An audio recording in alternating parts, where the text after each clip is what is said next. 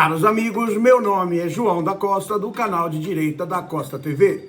Se você for de direita, inscreva-se no nosso canal. E se você já se inscreveu no passado, por favor, dê uma olhada no seu botão de inscrição de novo. Alguns inscritos me informaram que o YouTube desfez a inscrição deles. Então, por favor, verifiquem se você ainda está inscrito no canal. E ontem, quinta-feira, 17 de abril, o Congresso americano publicou o relatório que mostra para o mundo as ordens ilegais e criminosas do ministro do Supremo Tribunal Federal, Alexandre de Moraes. É oficial. O Brasil hoje não é visto pelo resto do mundo como um país democrático e livre. O Brasil de hoje é uma ditadura bananeira de esquerda com Alexandre de Moraes, um ditador de facto, e Lula, um tirano que funciona como um fantoche tirado da cadeia para ser colocado como presidente do país em eleições claramente fraudulentas. O relatório descreve a situação vexatória do Brasil, um país cuja Constituição é atacada cotidianamente pelo próprio Supremo Tribunal Federal. Um país em que o ditador bananeiro Alexandre de Moraes aplica o cala-boca e persegue a direita conservadora e em que a imprensa tradicional é cúmplice e conivente com os abusos praticados. O STF brasileiro virou um partideco político de esquerda. As Forças Armadas têm os comandantes mais frouxos, covardes e incapazes da história. A Polícia Federal está aparelhada e é usada como polícia política para perseguir os desafetos do ditador. O relatório do Comitê de Assuntos Judiciários do Congresso americano se intitula O Ataque à Liberdade de Expressão no Exterior e o Silêncio do Governo Biden, o caso do Brasil. São 541 páginas, das quais mais de 90 são de ordens ilegais do Alexandre de Moraes, notadamente as de remoções de conta e conteúdo, pedidos de silêncio do Twitter, violação da proteção aos dados pessoais dos cidadãos perseguidos e outros crimes e violações à Constituição do Brasil. Veja só um trecho relevante do documento. Em 2019, o Supremo Tribunal Federal do Brasil concedeu a si próprio novos poderes para atuar como investigador, promotor e juiz ao mesmo tempo em alguns casos. Em vez de depender de um promotor ou de um oficial de aplicação da lei para abrir uma investigação, o presidente do Supremo Tribunal Federal do Brasil, José Antônio Dias Toffoli, emitiu uma ordem concedendo ao próprio tribunal a autoridade para abrir uma investigação. Ex-juízes do Supremo Tribunal Federal do Brasil criticaram abertamente a medida como sem precedentes e em violação da Constituição do Brasil.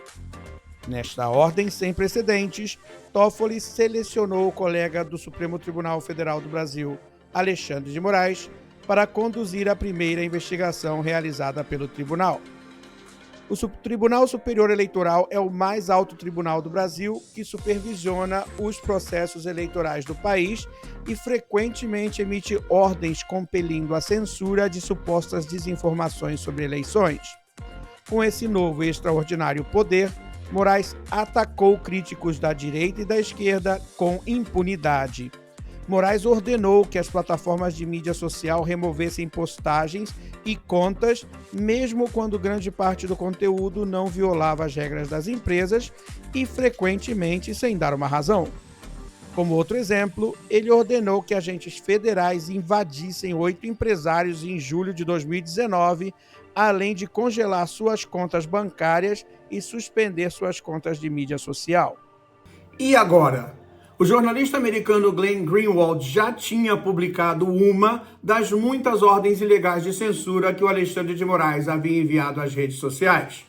Isso confirmava o teor das acusações do Elon Musk de que o Alexandre de Moraes viola repetidamente a Constituição brasileira e se comporta como um ditador bananeiro do Brasil.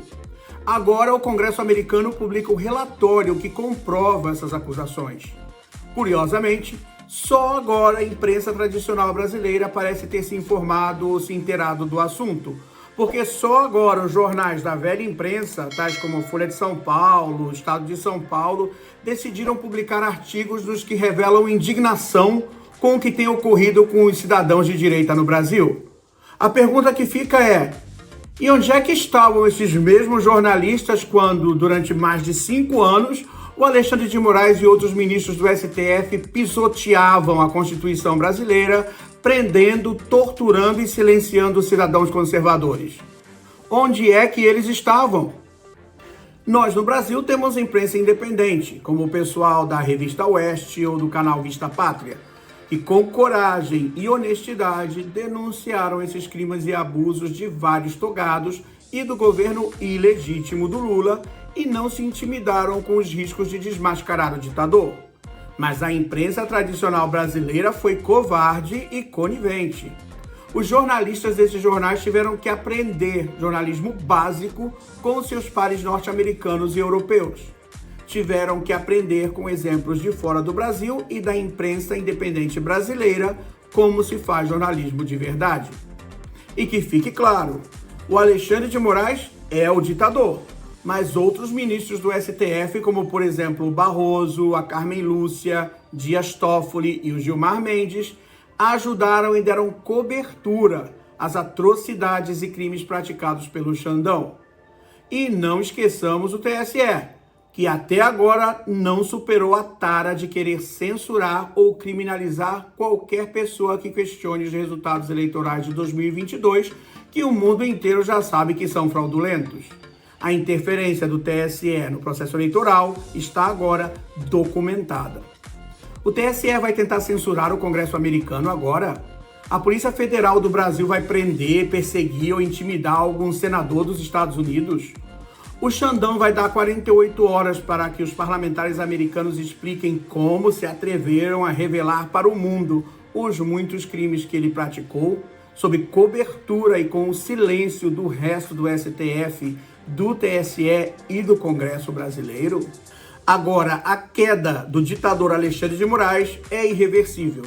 O mundo inteiro está oficialmente informado sobre a interferência do TSE e do STF na política brasileira e nas eleições presidenciais de 2022. O que acontecerá? O Alexandre de Moraes já está com a cuequinha borrada, e isso fica claro em suas últimas declarações públicas. Até a voz já afinou. Ele é leão contra os brasileiros, porque pode soltar a Polícia Federal em cima deles. Como parlamentar americano, o Alexandre de Moraes é um gatinho angorá. Isso, logicamente, é só o começo. O que o Congresso americano publicou são as evidências que comprovam crimes gravíssimos. Qualquer demora do Pacheco para dar seguimento ao pedido de impeachment do Alexandre de Moraes é, a partir de hoje, crime de prevaricação. O Senado brasileiro está numa encruzilhada. Ou mostra para o mundo que está de joelhos para o ditador Alexandre de Moraes, ou finalmente acorda e exige de forma definitiva que o Pacheco aceite o impeachment do Alexandre de Moraes. Pacheco, se você não estiver com as calças postas ou estiver com os joelhos machucados, pede para sair. O Alexandre de Moraes é hoje uma figura decadente, um ditadorzinho bananeiro desmascarado perante o mundo. Ele já não poderá sair por aí, pela Europa ou nos Estados Unidos, fazendo palestrinhas sobre a defesa da democracia. Ele foi desmascarado, juntamente com Lula, o ladrão que ele ajudou a colocar na presidência. O povo brasileiro hoje tem noção clara do que está acontecendo e sabe que o STF e o TSE também deram cobertura jurídica e política a esses abusos ditatoriais e à censura no Brasil. Ou seja, o STF e o TSE são cúmplices de Lula e do Alexandre de Moraes no golpe que eles deram na democracia brasileira. O Lula, presidente ilegítimo, e o Alexandre de Moraes, ditador bananeiro, estão de mãos dadas à beira do precipício.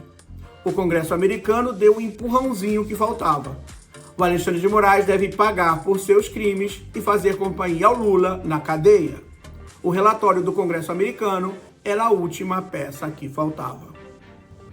E quem achava que o Elon Musk estava hesitando ao não divulgar imediatamente as provas de censura e abusos autoritários do Alexandre de Moraes, se enganou redondamente. Ele poderia ter liberado os documentos, mas ele sabia que eles teriam um impacto ainda maior se fossem liberados pelo Congresso dos Estados Unidos. O Alexandre de Moraes está oficialmente na mira do Congresso americano. com o reconhecimento mundial de que o Brasil hoje não é um país livre. Há a possibilidade de sanções econômicas e políticas ao Brasil por parte do governo dos Estados Unidos.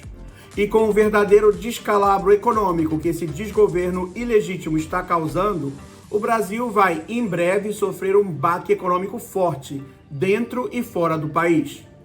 A frouxidão do Senado, da Câmara dos Deputados, dos outros ministros do STF, das Forças Armadas e da imprensa tradicional destruiu a confiança do povo brasileiro nas instituições do país.